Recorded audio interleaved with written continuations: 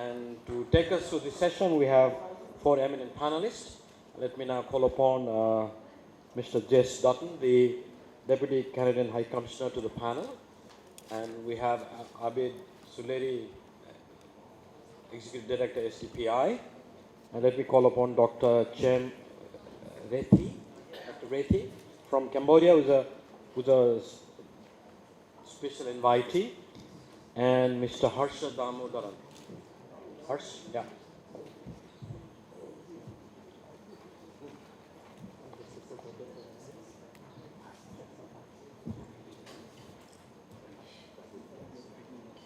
Right. Sorry? Oh, yes, of course, yeah. And we have about an hour till lunch. So I suggest the panelists take about 10 to 12 minutes. And then we open the floor for discussions. And then we'll come back to, your last and final thoughts. And I will give you a signal when you get to 10 minutes. Right?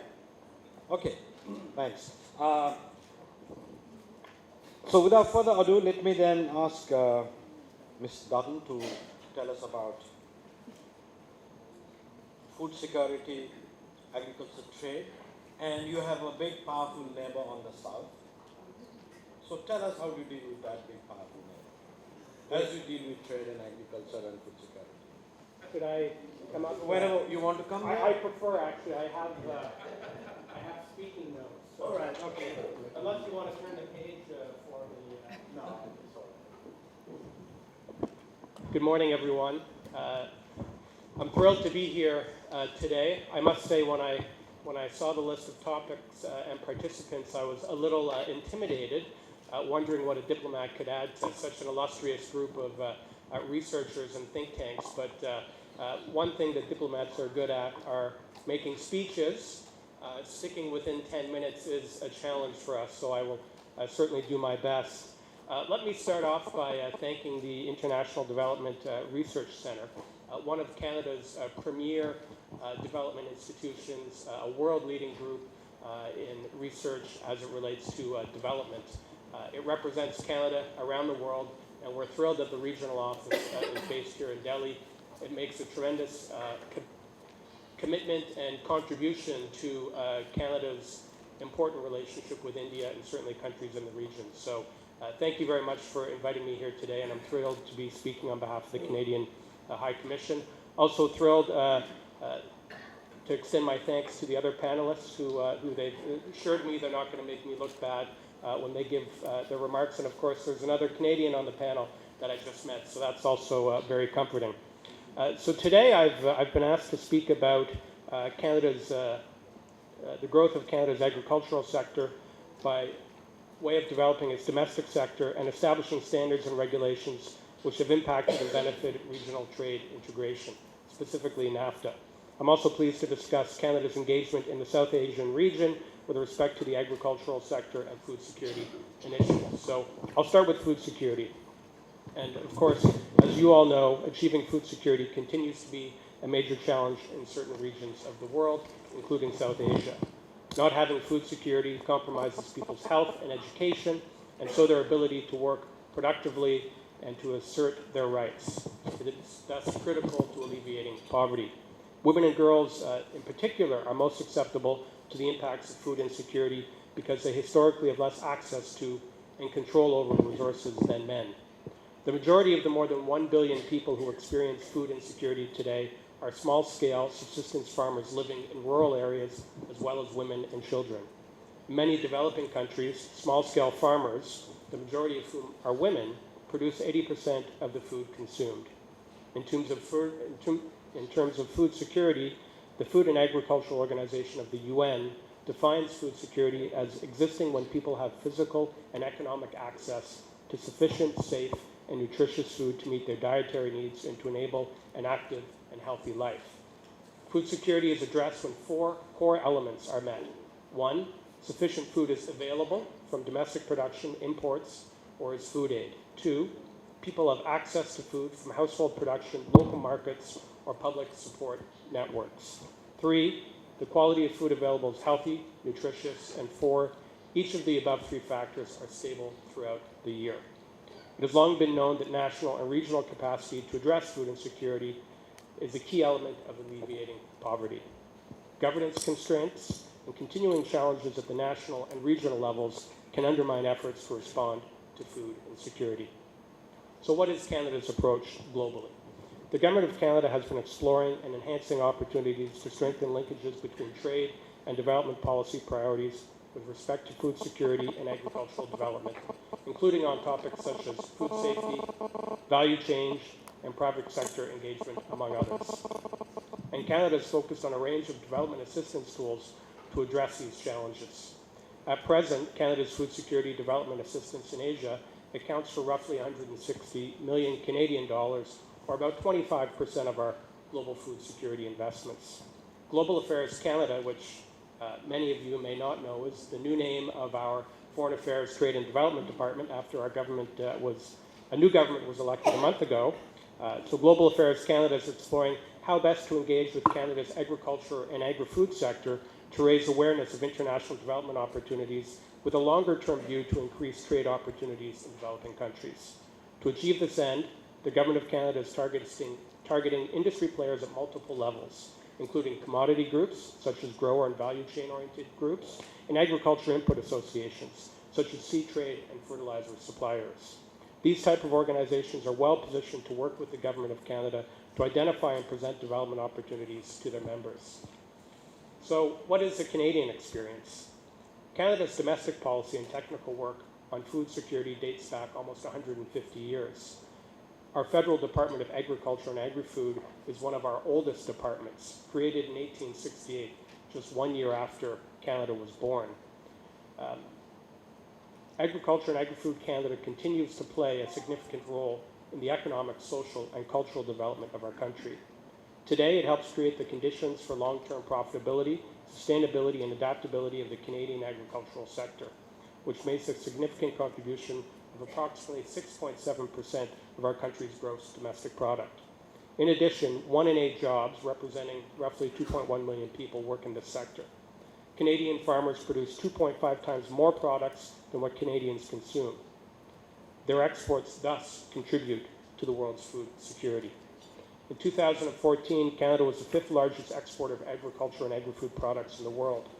Our agriculture and agri-food sector is one of the most dynamic in the world, with a variety of products ranging from seafood and freshwater fish to a variety of fruits, maple syrup, livestock, wheats, pulses, and canola. Over the years, the Canadian agricultural sector has adapted to new challenges through the development of new varieties of plants, new production methods, pest management systems, better tools, and a team approach in terms of value chains. The fact that Canada is able to grow significant quantities of wheat, barley, oats, pulses, soybean, canola, and other minor commodities such as flax, mustard, and hemp, despite a very short summer and lack of arable land, is a testament to Canadian innovation in agriculture. And among the international community, Canada is known as a reliable supplier of safe and high-quality agriculture and agri-food products. We're not only a huge exporter of foodstuff, but also a large producer and exporter of potash fertilizer. With the world's population expected to grow to roughly 9 billion people by 2050, Canada stands ready to play an important role so that our agricultural sector continue to innovate and be competitive. So what about Canada's trade relationships as it relates to agriculture, specifically NAFTA? And I think, as we all know, over the past few decades, we have witnessed a proliferation of regional trade agreements, of which Canada is part of many. These agreements are not solely confined to tariff concessions to facilitate cross-border trade. They involve much deeper integration in a number of broad areas and across sometimes distant countries. Trade agreements benefit member countries through the positive effects of increased trade flows on productivity, employment, and income. Equally important are the benefits of trade from economies of scale, networks of global supply chains, foreign direct investment, and political leverage. Canada's participation in the North American Free Trade Agreement, which came into force January 1st, 1994, is one such positive experience. In fact, NAFTA set an important precedent for trade and economic cooperation by creating a new partnership between two industrialized economies and one developing economy.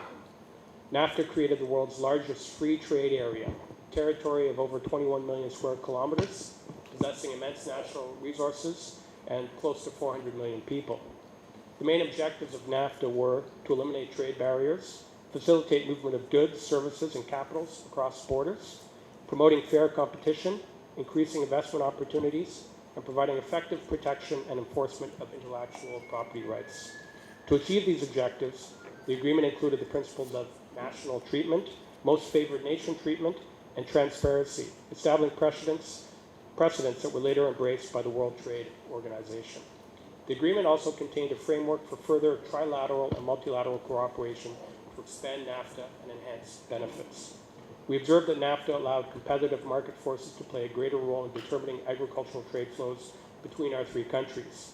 Since NAFTA's inception, both Canadian agricultural imports and exports from the United States and Mexico have significantly increased. Bilateral trade between Mexico and the U.S. has enjoyed equally impressive growth. NAFTA also provided important rules designed to facilitate foreign direct investment, treating foreign and NAFTA member investors equally. As a result, FDI in the agriculture and food processing industry increased in all three countries. One of the main elements of NAFTA is the establishment of a clear set of rules for dispute settlement. The largest proportion of disputes between NAFTA members actually relate to agriculture. In some cases, members negotiated reciprocal concessions or used other dispute resolution mechanisms to resolve differences before reaching the litigation or investigation phase. Despite occasional irritants in the forms of trade disputes, harmful policy measures, and post-9/11 border controls, the overall consensus is that NAFTA has been beneficial to all members. Certainly that is the position of the Government of Canada. While regional and multilateral trade agreements under WTO are the most desirable means of enhancing international trade and competitiveness, negotiation of these agreements is slow and complicated in view of the divergent interests of its numerous members, especially with respect to developed versus developing country issues. In this context, Canada places great importance in engaging the industry when formulating its agricultural policy. So I'll finish up here just by touching on Canada's agricultural cooperation in South Asia. Canada is well aware of the importance and contribution of research to food security projects. That is why the IDRC leads research on agriculture and food security projects and activities through its International Food Security Research Fund. The fund totals about $124 million and is a joint partnership between our department and the IDRC. The Canadian International Food Security Research Fund is now in its second phase and has to date supported 31 large research for development projects in the fields of agriculture and nutrition in 22 countries around the world. IDRC has also funded a number of research projects that have focused on improving rural livelihoods. These projects could be expanded to the South Asian region. Canada has also entered into agricultural cooperation agreements with South Asian countries.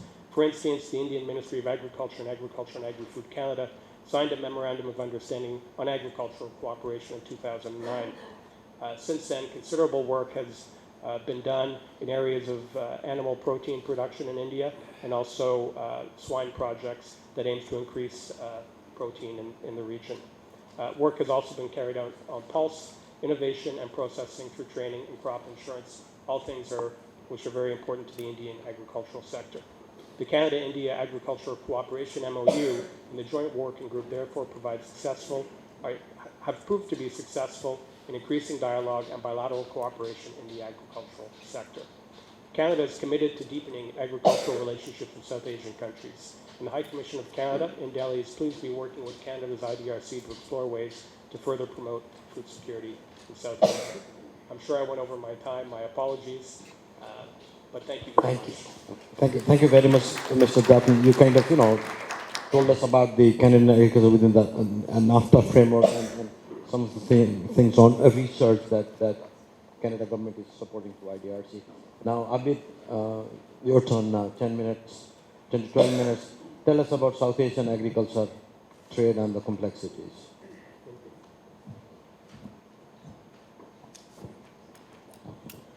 Ladies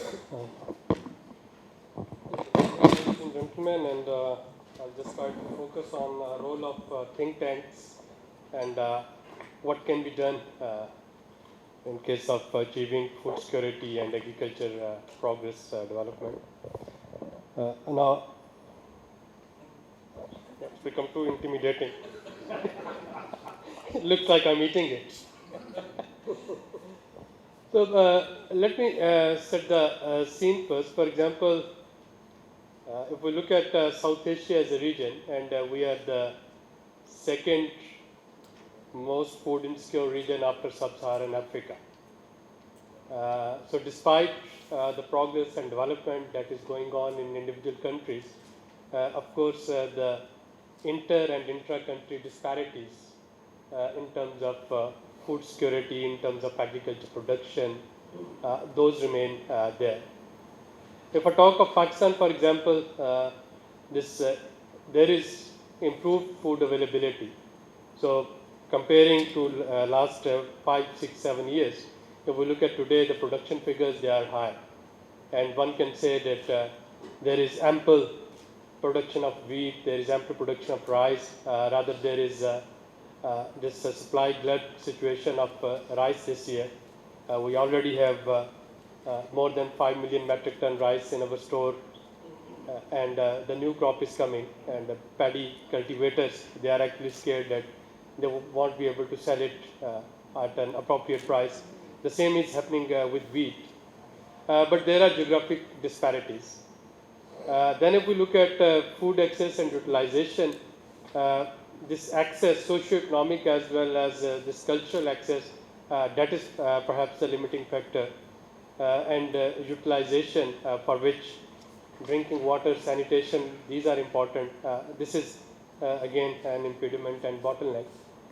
Now, using this definition of caloric requirement per day, which in my opinion is quite flawed measure to assess the state of food security, 2100 kilocalorie per day definition is used to determine the food insecure population. But even that caloric definition, according to that, almost 50% of population at some point of time, they are food insecure. Malnutrition is there. 40% children under 5, they are stunted. And it's not only in Pakistan. As I said, that it's the picture of South Asia. The figures, those would change, but the trend, overall trend would remain same. South Asia is one of the vulnerable region to climate change. And of course, climate change, it would have the first and foremost effect of changing climate would be on agriculture and societies which are dependent on agriculture for their trade, for their exports, for their food security. South Asia is one of them. Then we have this rapid trend of urbanization. South Asia, of course, in the developing world, is one of the urbanized region. And the rapid change of land use plan in South Asia, that is turning the fertile plains and fertile lands into housing societies and commercial buildings. That is again a threat to food security. And then the whole dichotomy between agriculture and service sector. So in most of the South Asian countries, you would find that the major contributor to GDP is services sector. And the major sector where human resources are absorbed, that is agriculture. And this actually, in my opinion, is one of the root cause of inequality, because in service sector, we require either highly literate human resource or highly skilled human resource. And in the countries where we don't have much literacy rate, or where we don't have the skilled labor force, then they would never be able to get the type of wages and salaries and benefits that the agriculture sector would offer them. So almost 60% of our labor force in South Asia is employed by agriculture sector, and almost 55 to 60% of GDP is coming from services sector, which is only taking care of 20% labor force on an average. And that is a huge dichotomy, which also reflects that the public and private sector investment to agriculture, that is decreasing and depleting. GMOs, they are in place in different forms, genetically modified seed and the various type of foods, with a very loose regulatory oversight, especially in India and Pakistan.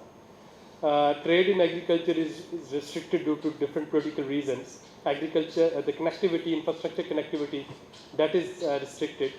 And the food prices, those get inflated due to bad governance. They say that in case of agriculture commodity, it's panic buying.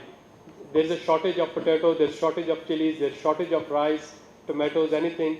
All the consumers, they would buy what their daily requirement is or what their weekly requirement is, and that put more pressure on demand, supply side, and the holders, they have this profiteers, they have this incentive to increase the prices.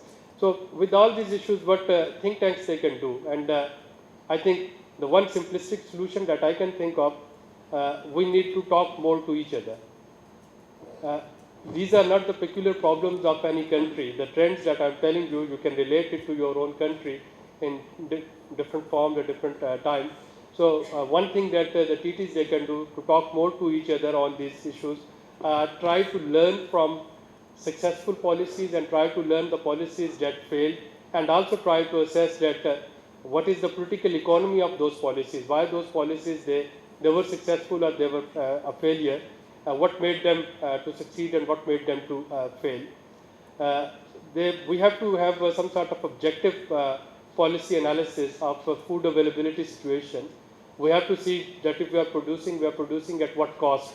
When I'm talking of glut in the storage condition of rice or wheat, where we have food lying in our godowns, part of the problem is our flawed support price mechanism, where we are paying subsidy to the middle persons and to the middlemen for producing wheat way high the cost of international market. So yes, we are food surplus country in that, but then who would be able to buy that expensive food? That needs to be assessed, and we need to make some objective analysis of it. We also need to look at the aid policy. We have to look at the export policy. When India and Pakistan, when we are exporting our rice, we are actually exporting our water.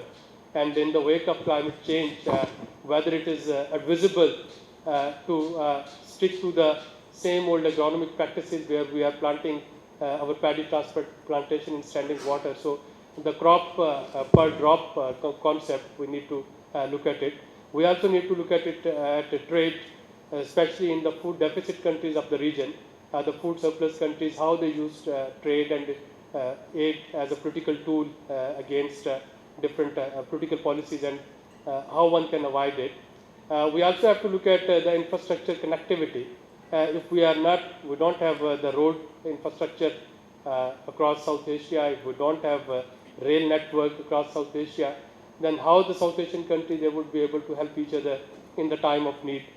We also have to look at the SARC food bank, which is there and theoretically there for last many years in the SARC. So there is a tool which is available, and all of us who are sitting here, we claim to have influence with our government, but if we can't collectively make these intervention in SARC as something feasible and practicable tools, that means we are failing at some level. So maybe we are good academicians where we are able to produce some good reports, but through those evidences we have to make this SARC food bank practical. Then we have to assess the policies that those can help access. NREGA in India, was it a failure, was it success, and in which case it was success and where it failed. Benazir Income Support Program in Pakistan, where it is catering for almost 40 million households, providing the women head of household cash grant per month. So whether it is easing out the food security situation or not, food for work schemes, the zero hunger programs, all of these things, those need to be assessed. In utilization, water and sanitation, which I think Southern Vice and the projects like Southern Vice, those are very well placed to see that how we can tackle them through our work with SDGs, not only the poverty and hunger, but also water, sanitation, and safe city. Then we have the forums available with us. As I said, that SARC is one of the forum where we can devote more attention. South Asia Economic Summit, a regular feature where three of the TTs within this cohort, IPS and CPD and STPI, they are the co-organizers. We keep on discussing these issues, but we need to then relate it to the South Asian policymakers and South Asian bureaucracy. I think in the second phase, in the first phase, we were trying to get access to our national policymakers, and we wanted to remain relevant to the national policy scenario. Now in the second phase, our benchmark should be and our goal should be to attain regional relevance so that we can influence regional policymakers, the SARC forum, and get accreditation to SARC process. Next SARC summit would be hosted in Pakistan. Hopefully, if things, political situation between Pakistan and India, if it remains conducive. And if that's the case, STPI would be able to offer a lot of help, because we will be directly working with Ministry of Foreign Affairs and Planning Commission in developing its agenda and putting some of the issues on the table. TT grant is helping us, this TTI grant, to allocate more time for these policy issues and policy interventions.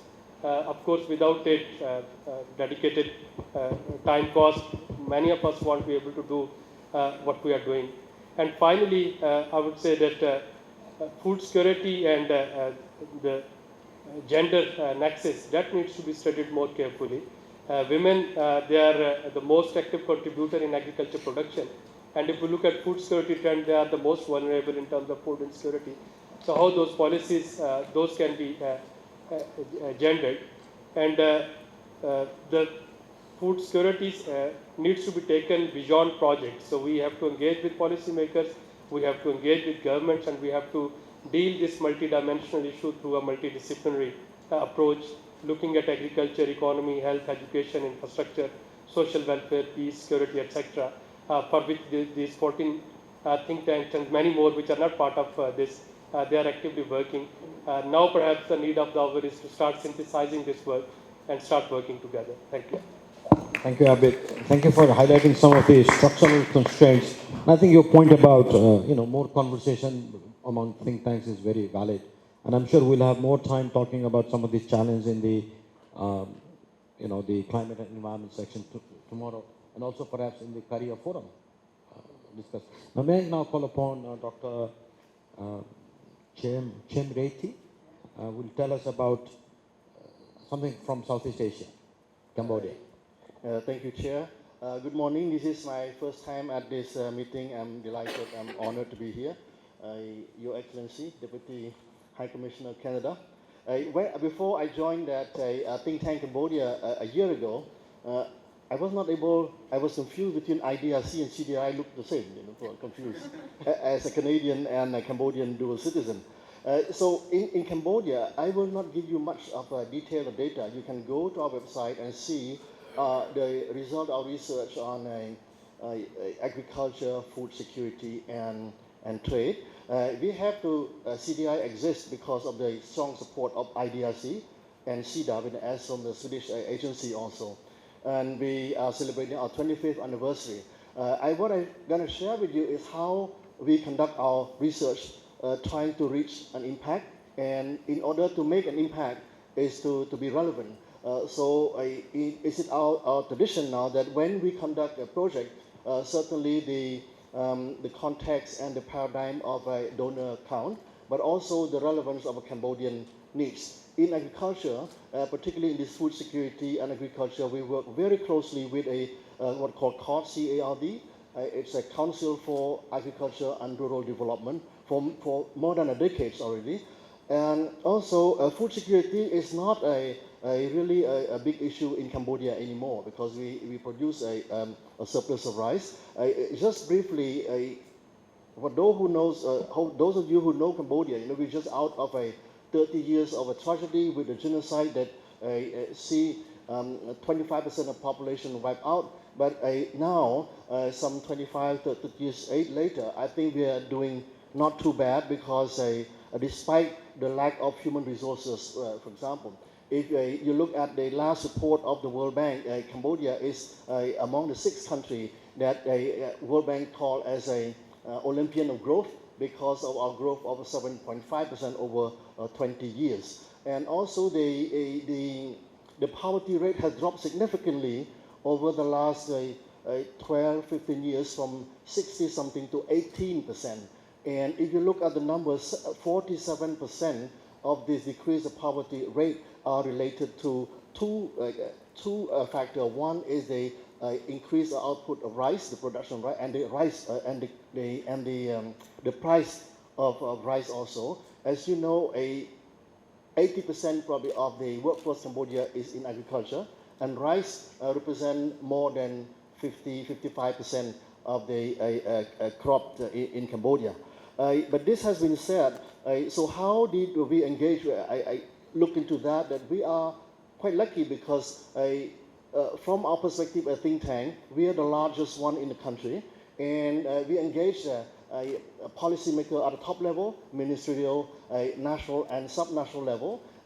We're quite lucky because we can say whatever we think about our result without being constrained for that. It's quite lucky, probably because of a tradition and history engagement over the last 25 years. But yet, there are still some issues related to nutrition. The fact that you have enough staple food, rice is a main staple food in Cambodia. Nutrition is still an issue, particularly in rural area is one aspect, and also malnutrition due to bad food in big cities because of the processed food is coming. So we are shifting, looking at certainly food security is almost a finished agenda, but yet nutrition, the quality of nutrition is there. But we look also at food safety. There's a lot of fake stuff in there that is a big issue for the human health also. The challenge in the agriculture and food security are many, as I mentioned, our predecessor. Cambodia lacked the science and technology to produce active agriculture, but yet we made some progress. Water management, irrigation is an issue. Seeds diversity is another. The regulation of fertilizer is not strong enough. So there's a lot of things that need to be done also. The quality of the export also trade. Now, from the latest data given to me by my colleagues, that we have a surplus of almost 4 million tons sitting there. And there were many reasons that we have identified already. One is the logistics. Infrastructure is very at the beginning of development in Cambodia. The port is not appropriate for the volume that we need to export.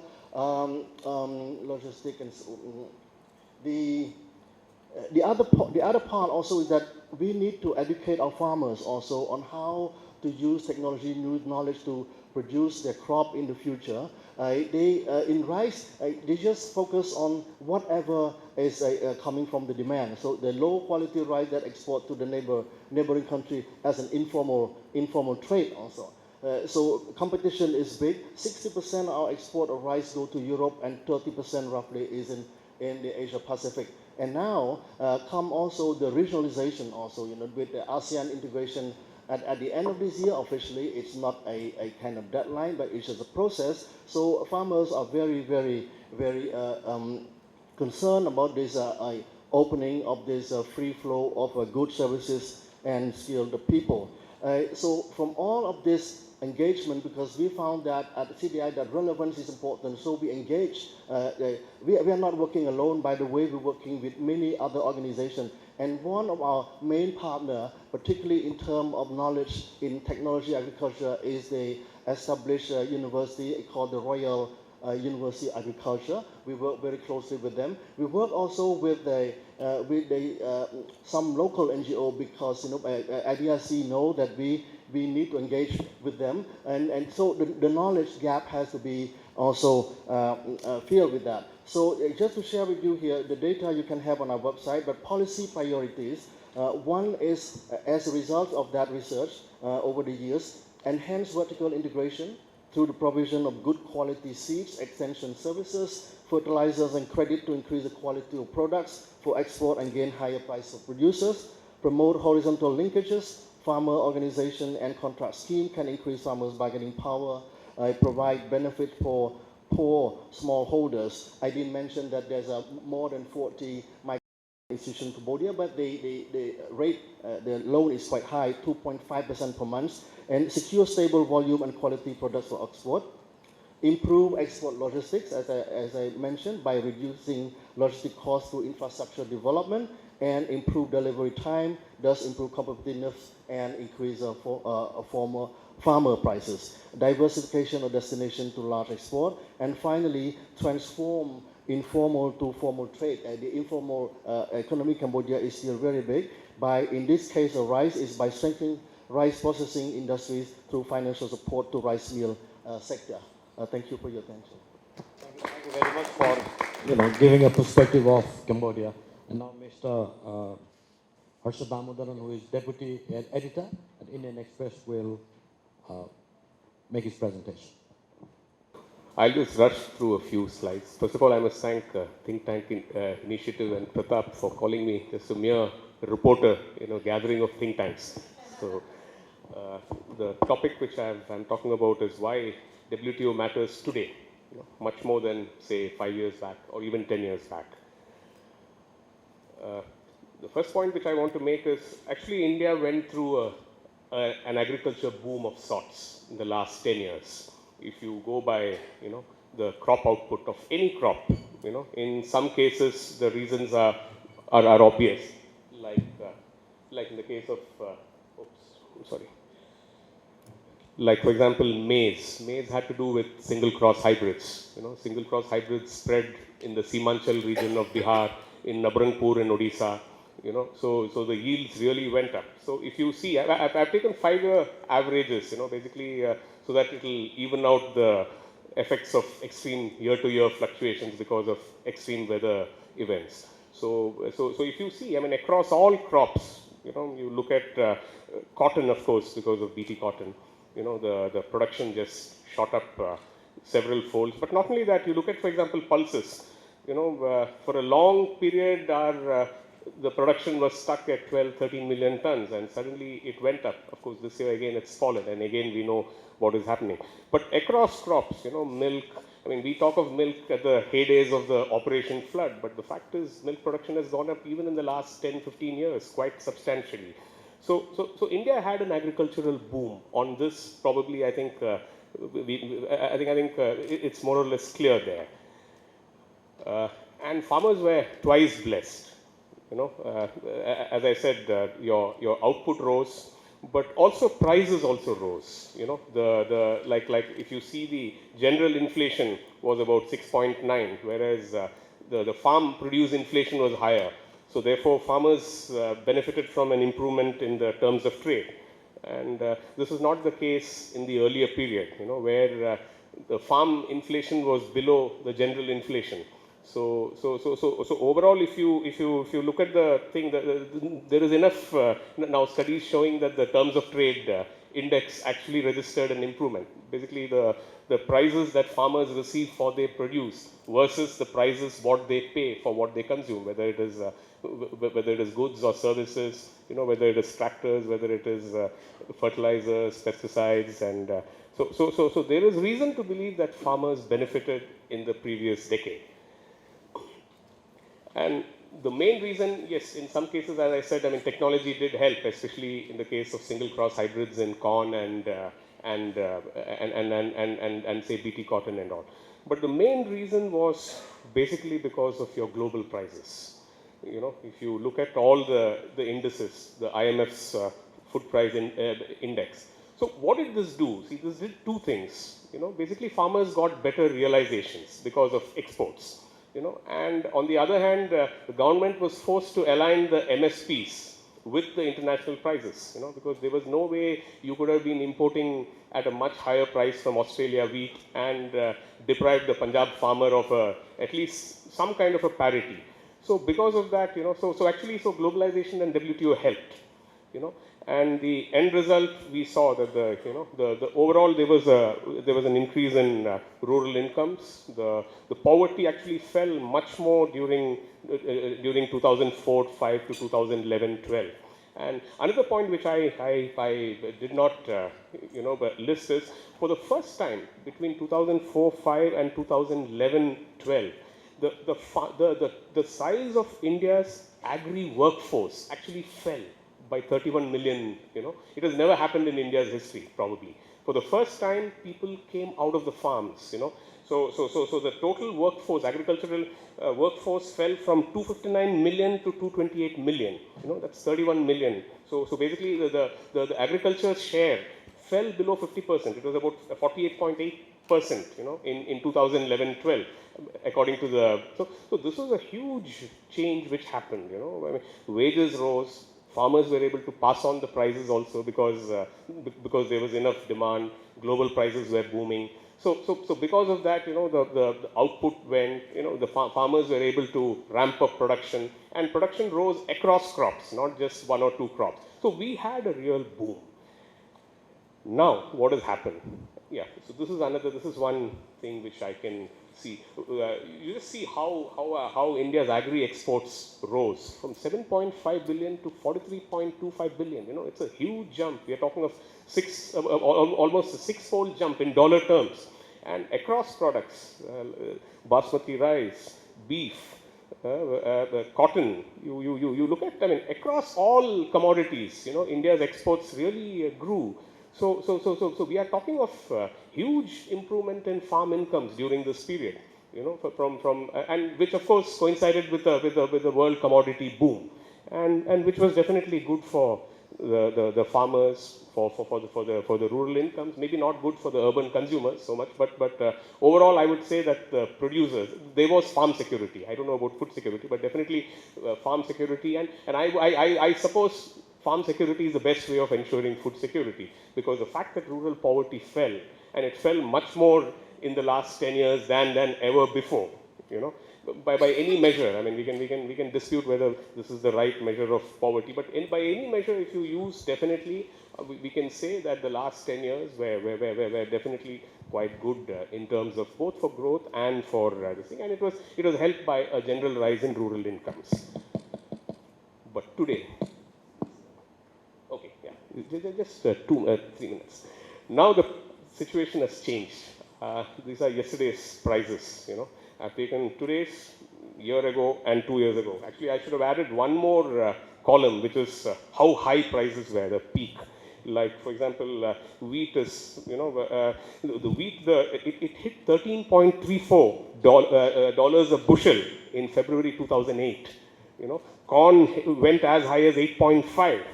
And rice, our friend from Cambodia was there. It almost hit $1,000. From $1,000, we are talking of about $367.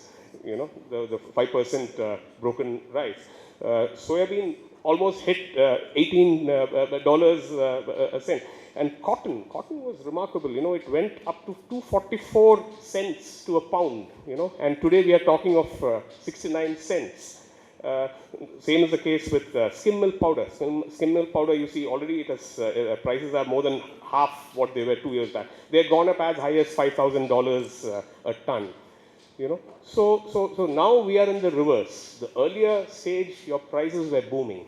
So today, now you are in the reverse, which is why I'm saying why WTO is important today, and WTO didn't matter then. Okay, and see, this is what we were doing when, in the case of wheat. My friend Abid talked about what is happening to wheat and rice stocks and all. This year we saw an unusual phenomenon. Pusa 1509. It's a basmati variety. Basmati variety fell to the price of parmal. That is ordinary rice. It's like champagne selling for the price of country liquor, or scotch being sold for Indian desi whiskey, So you had a scenario where I think this must have happened even in Pakistan. I think where I think basmati prices crashed. Here it fell to about 1,400 rupees. Farmers. You can see real unrest. So what is happening now? You cannot export wheat. See, like today, if India were to export, you will have to export at $185, whereas your MSP itself is $230. So. And same story, you will see. So now today suddenly WTO has become very important. How do you do this thing? And I think this is going to be the single biggest challenge for the Modi government. You are going to see, and the rural crisis is going to really intensify, because and it's coming after a period where farmers saw an improvement in incomes, where rural incomes went up. And I think agrarian unrest is going to be the single biggest economic and political risk, and which I think now even foreign investors are beginning to take note. I've been seeing a few reports, from them. So the last 2 years, roughly from May 2014 when this government came, it's not because of them, but the farmers have had, earlier, as I said, they were twice blessed. Now it's a perfect storm. You are suffering low prices, then you had a bad monsoon last year. This year also you had a bad monsoon. This is happening for the first time since 1986-87, and prior to that 1965-66. You had back-to-back monsoon failures, yet prices are not rising. Yet Basmati is selling for the price of Parmal. You know, it's a barring pulses. If you see, so farmers are being hit both ways. And right now, if you just go to Haryana or something, there's hardly any sowing happening because there's no water, there's no rain. It is pouring in Chennai, it is pouring in my state Kerala, but there's no rain, even North Karnataka. So I shudder to think what will happen if the monsoon were to fail again next year. You know, so today from a situation where they were twice blessed, today we are in a sort of Indian agriculture is in a perfect storm of low prices and failed output. So I think that is thank you.